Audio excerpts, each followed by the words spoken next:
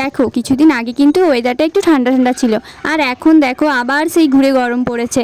আর এই গরমের মাঝখানে কিন্তু সবারই আইসক্রিম খেতে ইচ্ছে করে, তাই না? আর সেই মুহূর্তে যদি হাতের কাছে আইসক্রিম বানানোর কোনো উপকরণ না থাকে, তাহলে একটা কাজ করতে পারো। শুধুমাত্র একটু হাতে টাইম নিয়ে দোকানে যাও আর এইরকম 10 টাকা দামের ফ্রুটি কিনে আনো, আর সেইগুলোকে এইভাবে মাঝখানে ফুটো করে তার মধ্যে এই আইসক্রিম কাঠিটা ভরে দেবে।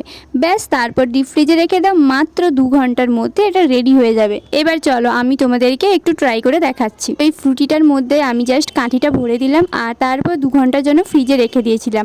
এবার ফ্রিজ থেকে বের করে আমি তোমাদের দেখাচ্ছি, পুরো আইসক্রিমের মতো জমে গেছে। আর হ্যাঁ, তাড়াহুড়ো করবে না, এইভাবে আস্তে আস্তে করে প্যাকেটটাকে কেটে দেবে। আর এই যে দেখো কত সুন্দরভাবে জমেছে। এবার তোমরা কিন্তু এটাকে ম্যাঙ্গো আইসক্রিমও বলতে পারো। বিনা আমের ঝামেলায় কত সুন্দর একটা আইসক্রিম তৈরি হয়ে গেল দেখো। তো ফ্রেন্ডস, ভিডিওটা ভালো লাগলে একটা লাইক করে দিও, আর তোমরা বাড়িতে বানিয়ে এইভাবে এনজয় করো। তো চলো আজকে মতো টাটা।